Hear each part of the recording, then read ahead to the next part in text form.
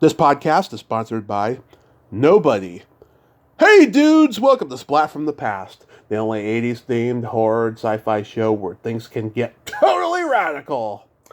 Now today I will be welcoming Darrel Guillbeau. Darrel played Ricky at 15 years old in Silent Night, Deadly Night Part 2, celebrating its 35th anniversary. He'll be my third guest from the movie. He's also been in a lot of he was in a lot of low budget exploitation films in the late '80s. He was in movies like Deadly Prey, Summer Seductions, which I watched last night on YouTube. It was friggin' hilarious. Murder in Law, Lauderdale, guest starred Saved by the Bell.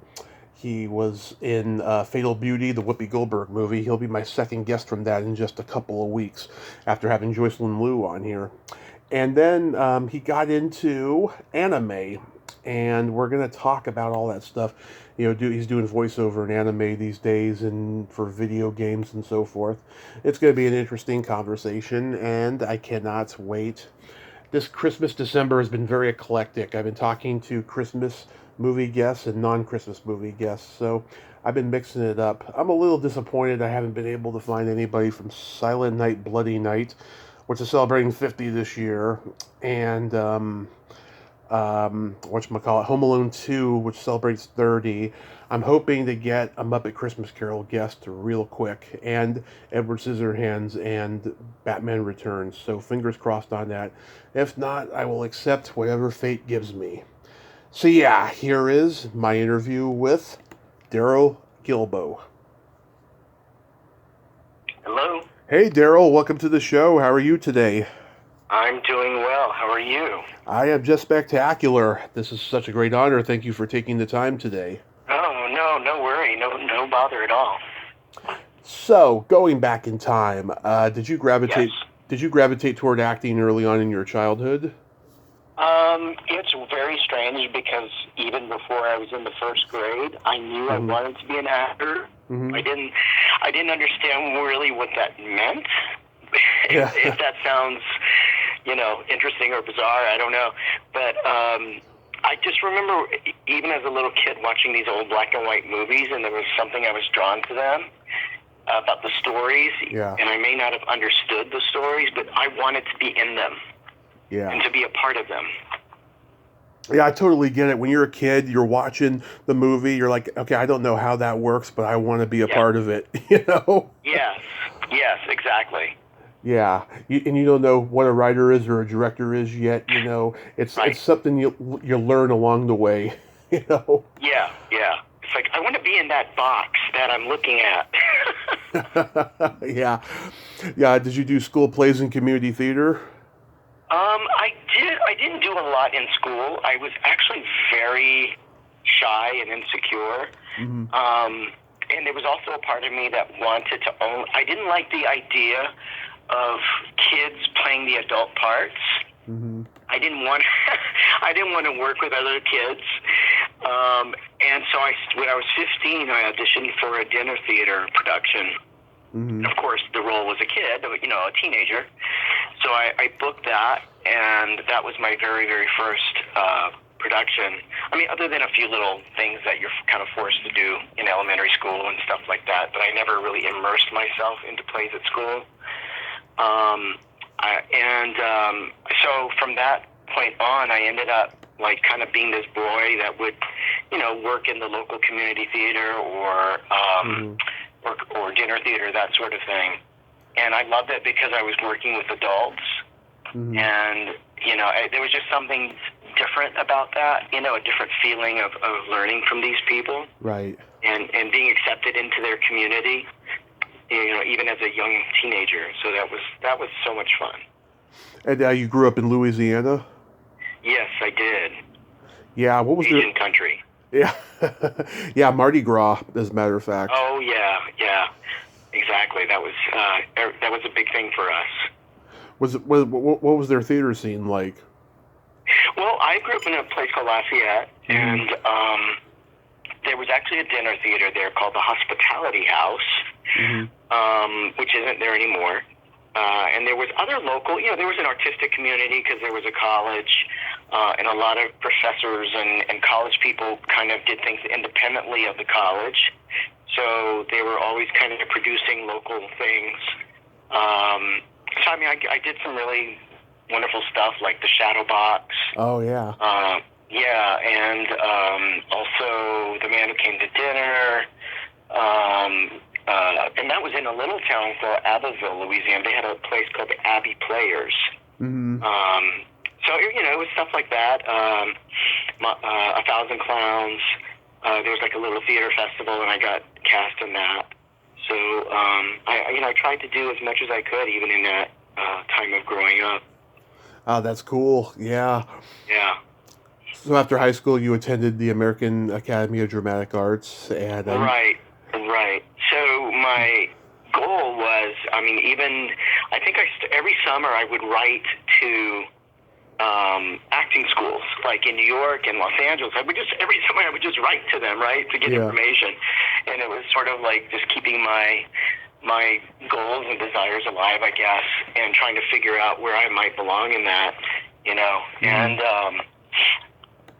so eventually, I mean, I did a few semesters. I did a summer program for acting in New Orleans at Tulane, and did a few semesters at the local college. But I was just itching to get out. You know, I wanted to go west or New York or wherever, and I auditioned for the Academy in Dallas, and then I got accepted, and I chose to go to LA because I didn't want to be a poor, starving actor in cold New York. Yeah. And so I got accepted, and that's kind of what started everything. One of your classmates was French Stewart. Anybody else we would know? Actually, yeah, there's a guy, we still hang out, actually. There's a guy named Keith, well, that's not his real name, but I'll just tell, his acting name is Keith Allen. Mm-hmm. He was one of the main characters on, I forgot it now. It was a zombie show. Walking Dead? No, not Walking Dead. I think it was on FX. No, it was an Asylum production, maybe on FX. Huh. Oh, God, what was it called? Maybe somebody will know out there. Yeah. But, yeah, Zombie Nation. Oh, okay.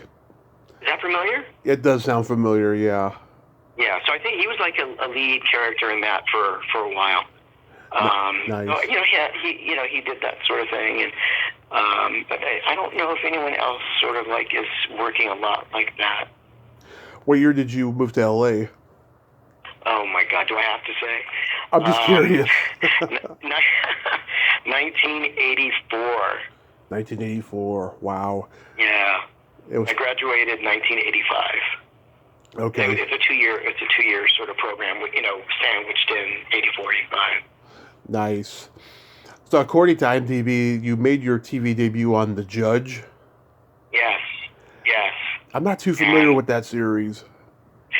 That was the very, very, very first sort of scripted show that had this real judge and they would... like Judge Wapner, like? Yes, it was before People's Court, even. Mm-hmm. Yeah. And so this was even before the People's Court.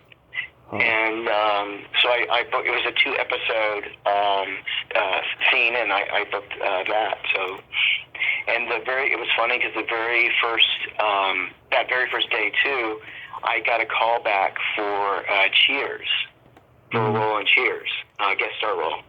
And I was like, oh my God, I can't believe I'm doing this show and I can't go out, for Cheers. But they let me go. So I went and I auditioned for Cheers again. But of course I didn't get it.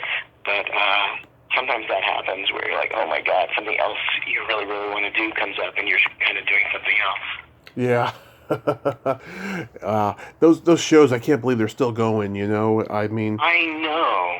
I mean, I thought it was going to be part of the dying art form of TV, and maybe it will be. Who knows? But it's amazing. Yeah. So it went from like I said, the scripted type shows, then to like a People's Court where it was like supposedly real people doing court cases, and then I think there was another one that was kind of acted out, and there's still some I think that are acted out.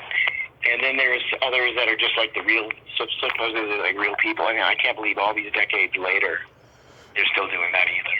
Yeah, a crazy horror host that I interviewed ended up on one of those court shows. I saw it, and he lost the case, and everything came back to him. I was like, yes, finally, I've seen him get away with murder, so I was happy about that. That's so funny.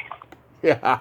So then you played the lead in Lifetime Contract, which was like a short film about faith. Yes, that was actually I did that before I did The Judge, and that was like I graduated, and then within a month, that was my very first audition I did outside of the academy. Mm-hmm. I actually booked it, and I didn't have an agent or anything. So from that, I got an agent because I beat out all these other, people who had auditioned for the role who had agents. So I was able to get an agent by doing that series. Yeah, I never saw it, but I'm intrigued because it's got Deborah Levin, and yes. It was directed by Bill Crane, but not the same Bill Crane who directed Blackula. I've interviewed that one. He's a force of nature. Yeah, yeah. It was fun because it's like an hour long, and it was sort of like a guy appears as an angel and another guy appears as the devil, and of course he's just a sleazeball devil kind of guy. And both of them are sort of giving me options of which way I should go in my life, that sort of thing. So it's kind of like a cross between Faust and It's a Wonderful Life in a way. Exactly. But there was a fun scene where the devil's like, because my character's very milquetoast, very kind of just, kind of nerdy, all-American little guy. And the devil is promising me that, he can make me a rock star. And so I have a scene where I'm kind of all decked out. It's almost like a Billy Idol type character, playing a guitar. So, it's just a fun fantasy scene to do. Crazy. How does Silent Night, Deadly Night Part 2 come to you? Again, there was we have these, because not everything is always through an agent. Mm-hmm. There's a lot of... meeting people. Mm-hmm. Yeah, meeting people in chance places. Well, and there's trade magazines that have auditions. And so I submitted myself, for the movie. And I've said this story before, but... because I don't know if you've seen when the DVD came out a couple of Christmases ago, they had some interviews with us on the DVD. But, I haven't seen it yet. The original Silent Night came out, Deadly Night. Mm-hmm. I was like, oh my God, I don't want to do a movie like that with Santa Claus killing people. And here I am in LA, and that's the very first full length feature film I got was Silent Night, Deadly Night Part 2. So I said, never say never. Yeah, you weren't really 15. You were like in your 20s, right? I was in my 20s. I've always looked younger, and I was even older than the guy who was playing the same character, Eric Friedman. Yeah, he was like 21 or something, I think. Yeah, and I was older than him, but I was playing him younger. Yeah, back then you could lie to casting directors and say you're a certain age when you're not, because there was no internet. Oh yeah, I think I was playing. I mean, I think I even did something in my late 20s, playing under 18. Oh yeah, so quite a few things when I was even older. Yeah, I talked to an Australian actor last year who was 36 when he played a 19-year-old in this one movie. And yeah, he could get away with it then. The director found out about halfway through his real age somehow, but it didn't matter because he convinced him, what a good actor he is. Exactly. Well, and a lot of times they actually want someone over 18 to play younger because there's also a different sort of maturity level, but yet, if you can still get away with it, you're sort of bringing something else to it, if that makes sense. Absolutely. Yeah. Had you seen the original? I don't think I ever... I did. I did see the original before I filmed it, so I could at least know what's going on. But I hadn't seen it until I got cast.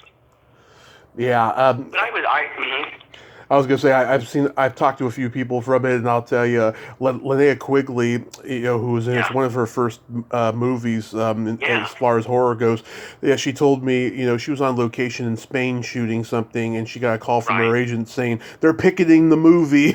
Right. No, and I remember that, and I was like, oh my God, and here I am in part two.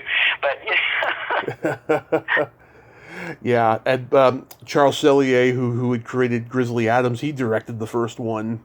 Really? Yeah, which is crazy to think about. I interviewed one of the writers of the first one. He's got some pretty horrific, Hollywood stories about that movie. Yeah, I'm sure he does. But I've had Lee on, and I've had this other actress that was in it, Nadia Wind, and Lee, God, he's a very down-to-earth, cool guy. What's it like working with him? I loved working with him because, it's like you say, it was because he was very down-to-earth. Mm-hmm. He was a fun director, a really good director, patient, and, just low-key. And I was just grateful to be cast in it. And we filmed actually in Sierra Madre, the same kind of area where parts of Invasion of the Body Snatchers was filmed, the original. Yeah. And I have fond memories of that. And then he cast me in another sort of B movie called Street Soldiers. Yeah. Yeah, so it was fun working with him twice. Oh, you probably worked with Troy Froman in that. Oh yeah, I did. Crazy guy. It makes me laugh though. Yeah, exactly. And he played, I can't remember the character's name, but I remember his character, definitely. Yeah. What I like about this one is that Eric Friedman, he's a lot more sinister and psychotic looking and believable than Robert Brian Wilson was in the first one. Right. He does some really clever kills in this. He stabs a guy with an umbrella. He electrocutes a guy with a car battery. He uses a handgun, which normally the good guy is supposed to use a gun. Right. And also, don't forget the garbage day. Yeah. That's the classic line. Garbage Day, yeah. Yeah. It's a cool little movie. Yeah. How about Fail Beauty? In that I was all I did was play dead. That's all I did in that. But Whoopi Goldberg was in it, and so you'll see me on the screen maybe a few seconds, and my eyes are open, and we've all died from this drug called Fatal Beauty. And when we were leaving, I remember Whoopi Goldberg said to all of us, she goes, "Y'all sure play good dead kids." Yeah, you're my second dead guest from the movie. In the last few weeks, I talked to this actress, Joycelyn Liu, who plays the dead Asian mother, drug addict mother in the movie. Yeah. No way. Yeah, she's been around since the 50s. She was a child actress. She was in The King and I and stuff. Yeah. Wow.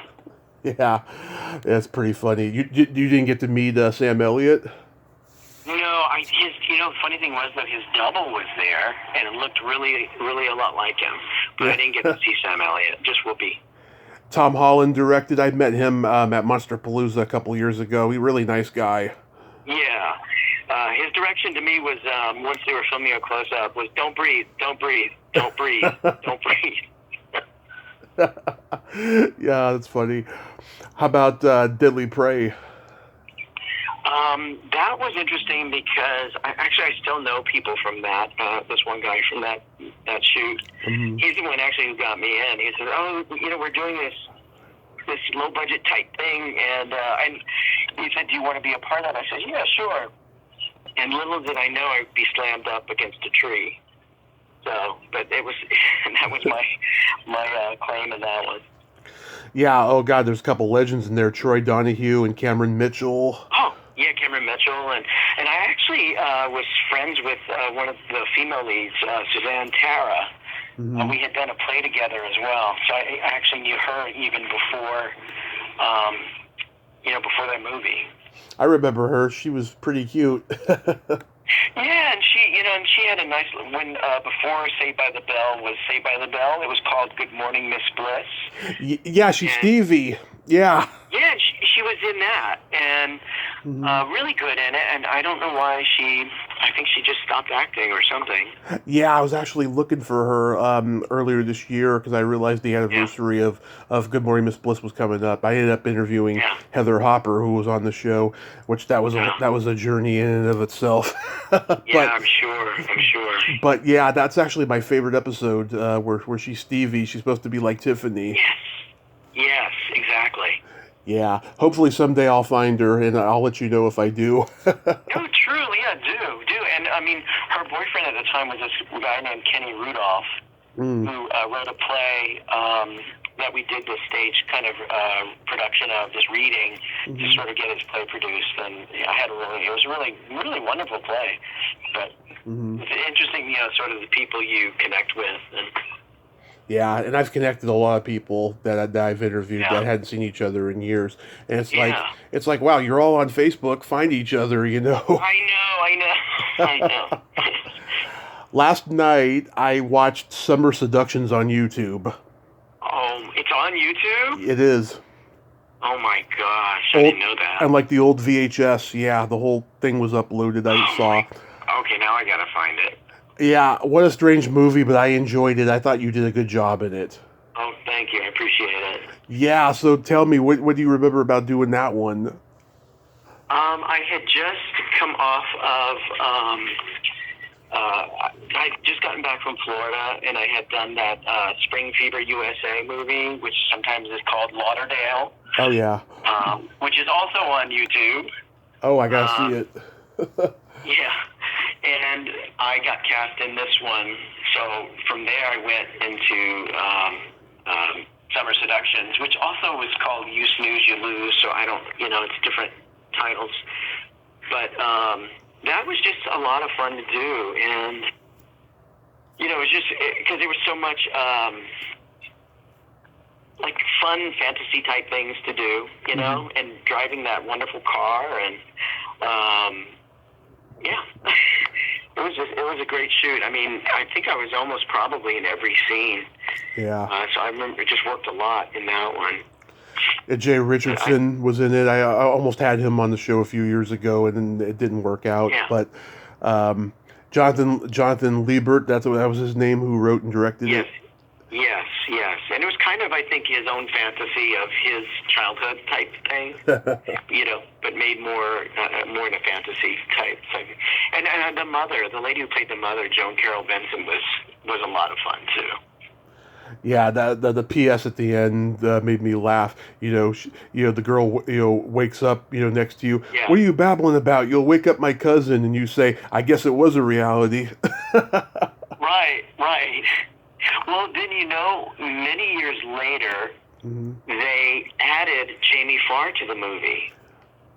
Yeah. No, he wasn't in that one, right? The one you watched? No, I didn't see him. Okay. What they did, this is the strange thing. It was many years later. I actually had moved to Hong Kong. Oh yeah. And I was living. Oh yeah, I wanted to ask you. I wanted to ask you about that later. Go ahead, though. Go ahead. Okay, and I was living there for about a year, and towards several months before I was coming back to the States, I somehow Jonathan found me, and this is of course before the time of Facebook and all this. And he wanted to update the movie. So what they did was they had Jamie Farr play this psychologist, sort of like crazy mad psychologist kind of guy. And so everything that I had filmed earlier was sort of flashbacks. And it is that he's sort of an evil guy, but they're pretending sort of that I'm crazy and I'm in a mental institution, but older. And so we filmed for a weekend with Jamie Farr and myself, and they added that to the movie. Then that became You Snooze, You Lose. Interesting. Yeah. So, but I don't, whatever happened to it, I have no clue. That is interesting. Yeah, I mean, I've heard stories about people CGIing somebody who's had like a scandal in the public and replacing it with somebody else. In this cancel culture era that we're living in. Yeah, I've heard strange things like that. But wow. That was way ahead of its time. Yeah, exactly. So Lauderdale, that was a fun experience? Yeah, because I had auditioned and I had to leave like that week. And they had already cast actually my part in the part of this other girl, but then the lead actress in that was Michelle Kemp, and they really liked her, but the guy they had cast, they didn't feel like fit with her, but he fit with the other actress. And then they were still calling people in, so I went in, I auditioned, and they were like, oh my God, he's great with the girl we like. Mm. And so we both got cast in it, and I'd say the next week we actually drove cross-country, the whole crew and cast, to film sort of along the way. And then, of course, the rest was in Florida. And, I mean, there's just a lot of fun things to do in that. You know, we filmed on a cruise ship, we filmed on these cigarette racing boats, you know, just all over the Lauderdale, Fort Lauderdale area. So, yeah, that was a great experience. And everyone was so much fun. Yeah, there was, what's her name? Janine Linda Mulder. Yes, this was before her other career. Yeah. And Ron Jeremy was in it, too. Yes, which was another very bizarre, you know, so sometimes I tell people, oh, I was in a film with Ron Jeremy. And, and then you kind of have to explain what kind of film it was. I used to see him at Monsterpalooza walking around. Sometimes he'd have girls surrounding him, other times he didn't, and stuff. Yeah. But I think he was trying to go legit, so he took this role as this, you know, biker guy. Oh yeah, he was hanging out with big movie stars and stuff, and comedians and all that. Right. He was trying to get into legit movies, but you know his infamy, you know, I guess, you know, kept it from happening. Yes, yeah, definitely. How about Murder-in-Law? Again, that was another great experience. I wish I could find that, because I really liked the movie. I felt like they did a really good job with it. Have you haven't been able to see it, have you? No. Okay, it's basically, well, Joe Estevez, who's Martin Sheen's brother in real life, plays my father in the movie. And it's sort of about this crazy woman who's his mother, which would have been my grandmother, escapes from a mental institution and shows up at the family's front door and ends up terrorizing the family. So other than mother-in-law, it's murder-in-law. Yeah. Yeah. And she was great. She was a great sort of combination of like Throw Mama from the Train, but more, you know, the woman who was in that. Yeah, Anne Ramsey. Yeah, Anne Ramsey, who was great. Yeah. But she kind of had that vibe about her, but evil. Yeah. Yeah, Joe Estevez, good to work with? Oh, wonderful. Yeah, he was a wonderful guy. And I met up with him, I think, many years later. I think after, in the 90s, I met up and we just kind of had lunch and chatted. But I haven't seen him since. That's good, though. At least you got to do that. But you did get to do an episode of Saved by the Bell. Yeah. I was actually just hired as an extra. That was before I went to Hong Kong. Mm-hmm. And I just was like, okay, well, they want me to do this, I'll go do it. And I was thinking, well, this will be my last thing before I go overseas. And I was really just going to be an extra. I didn't have lines in it, but I was, then they picked me out to sort of be this girl's date, because she was really tall. Mm-hmm. Because that was the thing about the episode, is that she was supposed to be really tall. And so they had me as her date, and then, so that was basically it with that one. But that was, you know, I still get residuals from that, which is crazy. Yeah, Jennifer Blanc was in the wheelchair. Mm-hmm, yes. I remember that, yeah. So what happened with Hong Kong? Like, how did that come about? Well, I was, like I said, I started doing all these things for about 9 years, all the things you mentioned. Mm-hmm. And I wasn't really happy with where my career was going, you know, and I just found it difficult to kind of break through to sort of bigger things. Mm-hmm. And I just wanted to do something different. And in 91, I had gone to Vietnam.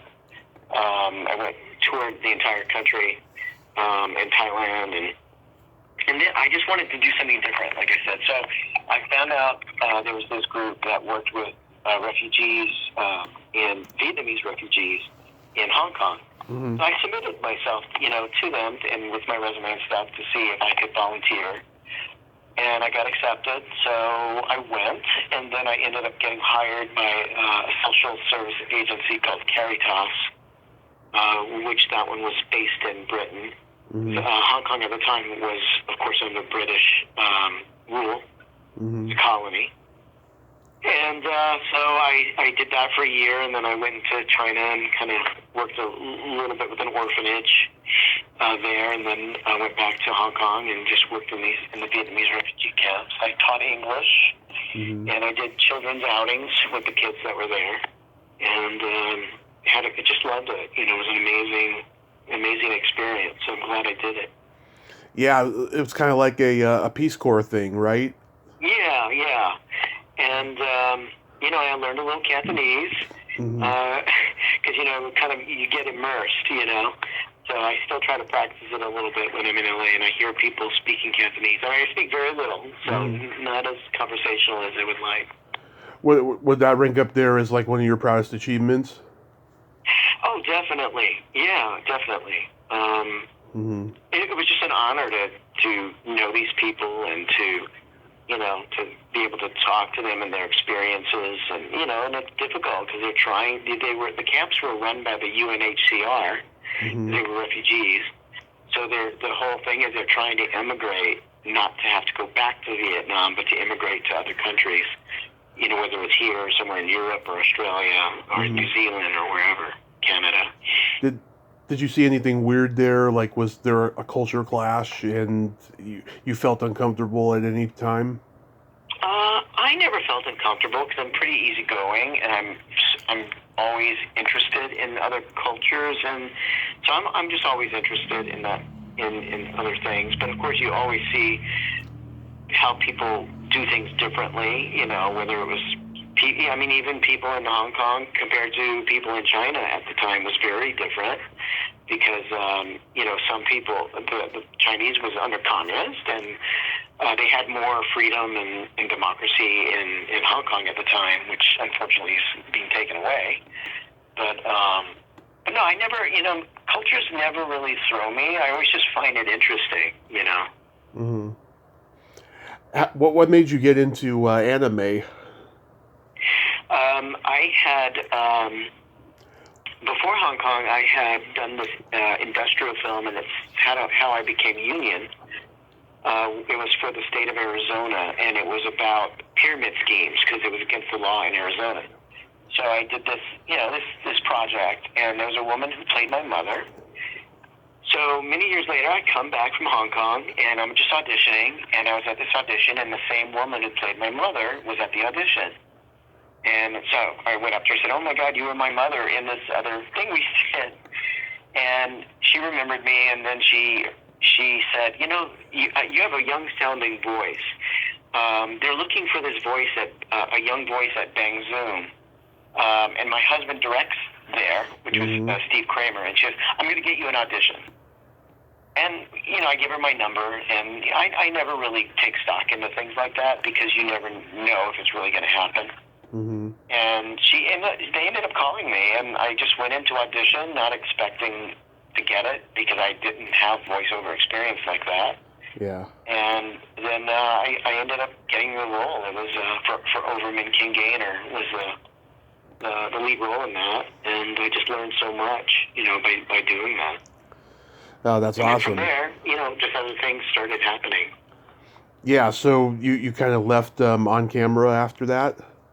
No, I still wanted to do on camera, so I was doing as much as I could, and I was still doing theater.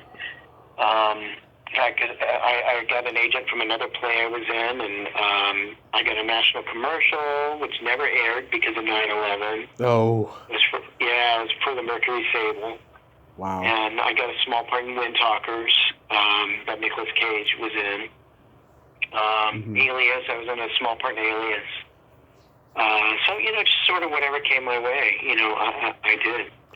Yeah, I'm not a huge anime fan. I prefer simple animation. Yeah. But my best friend, who's no longer with us, he was a huge anime fan. He'd probably be happy that I was talking to you today. he loved it. Following.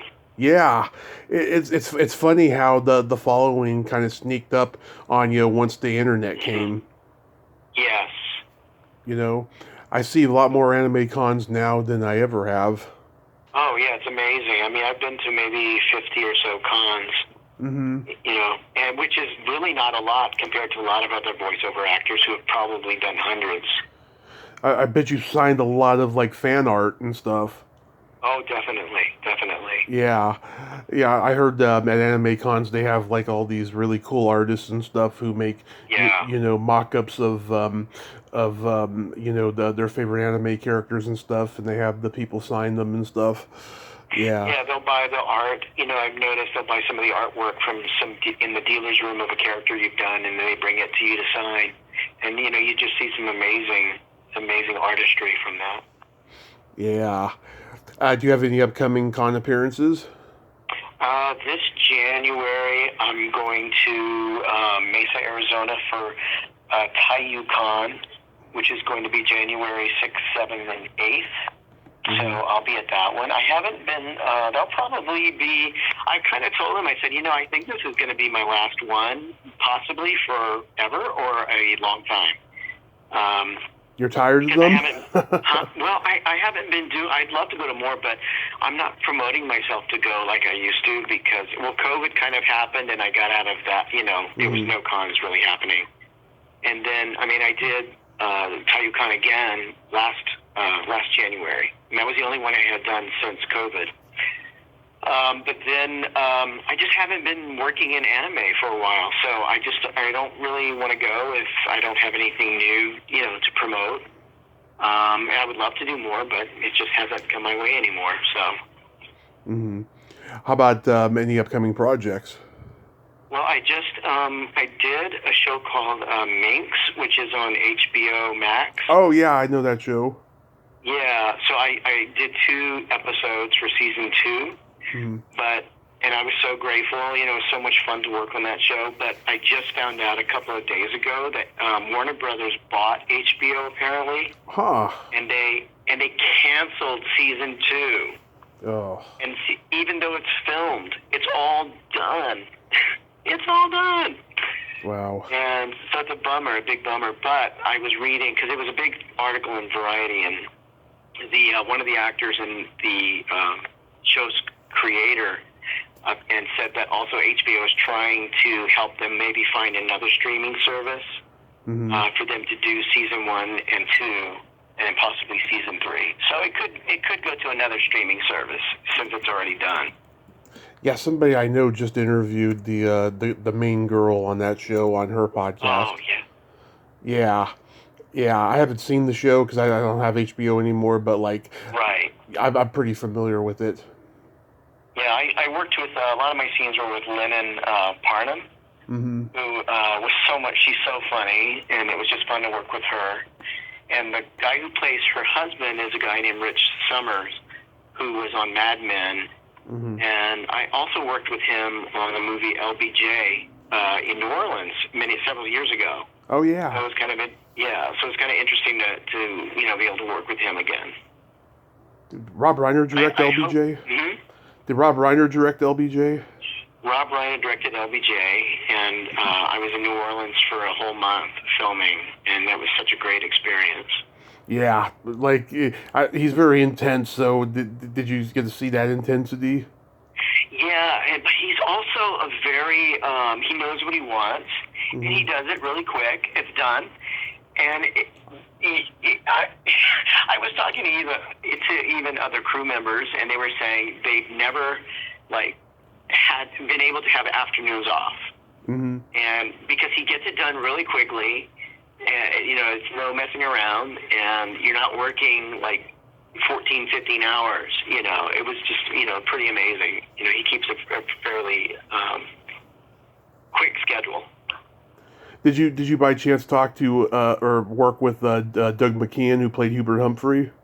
Oh, I did, and I took him because I lived in New Orleans for a little while, so I took him around actually one day. It's a neighborhood that I used to live in, and we went for breakfast one day.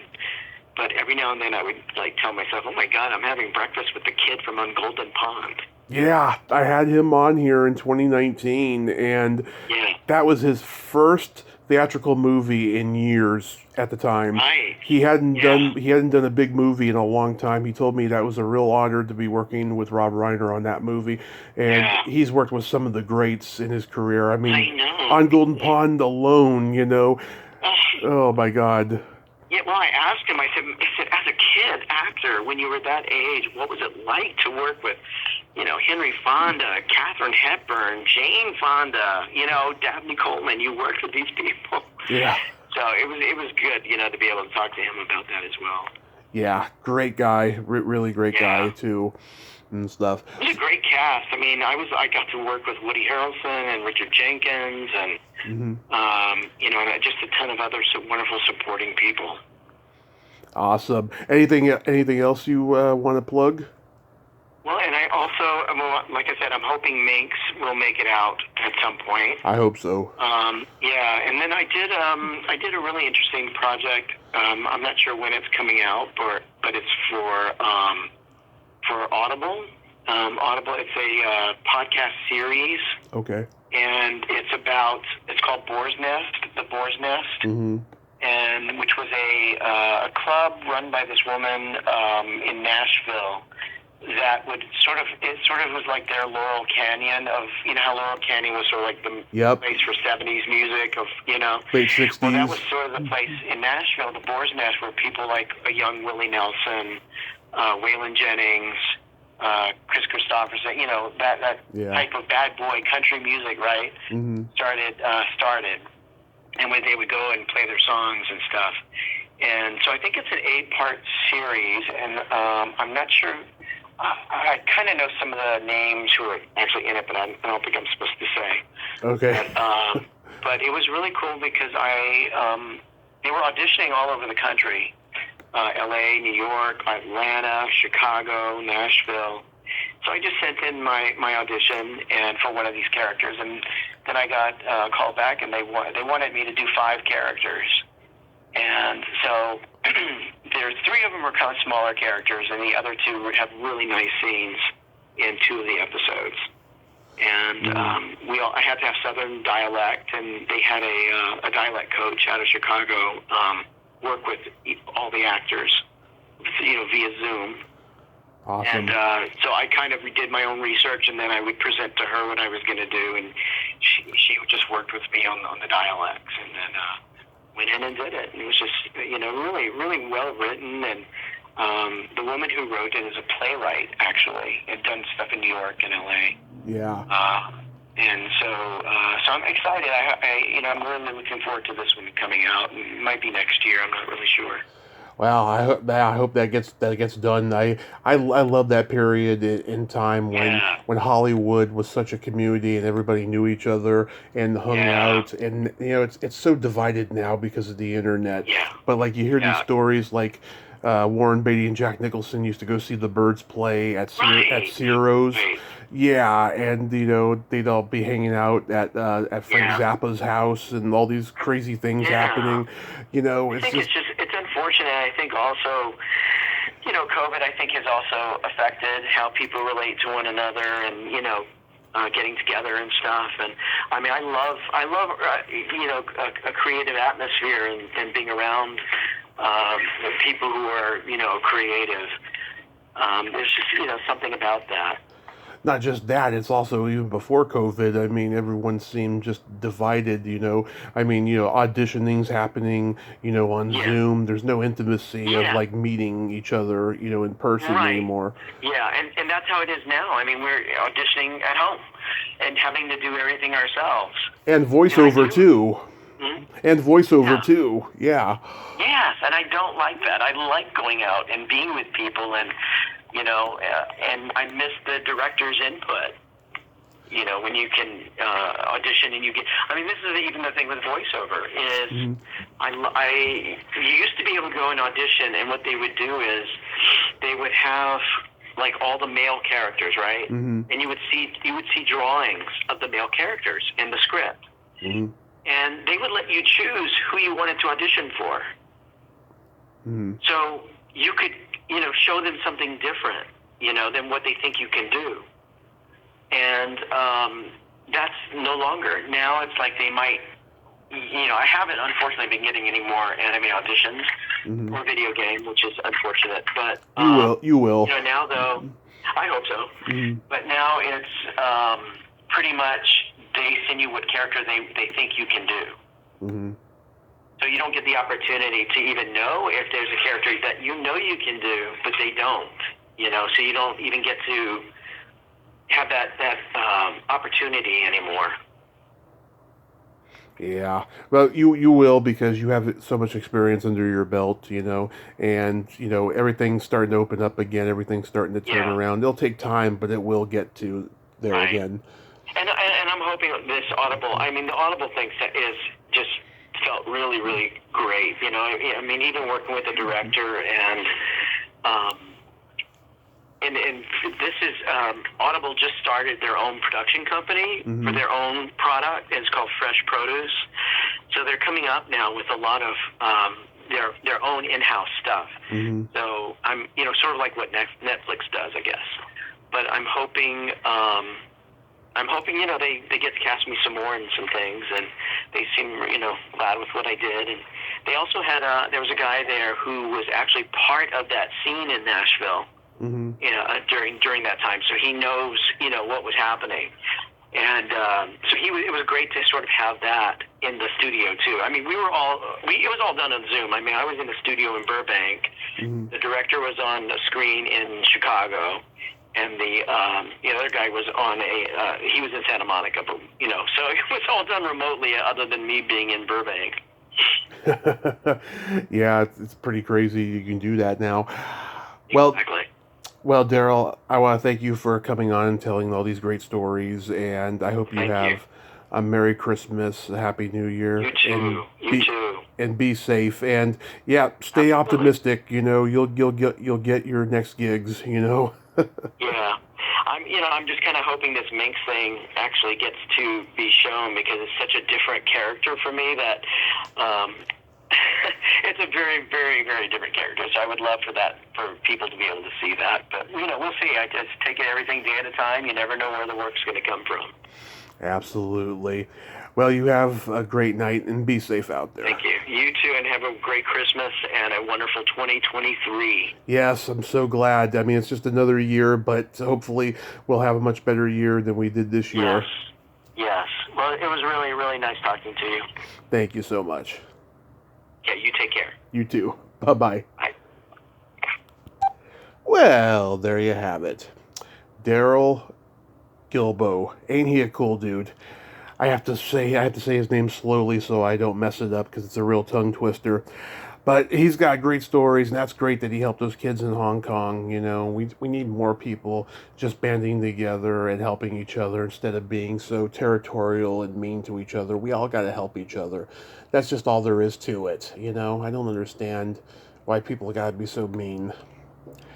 Well, until next time, this is Tommy Throwback Kovac saying there's no shame in living in the past, because the present sucks.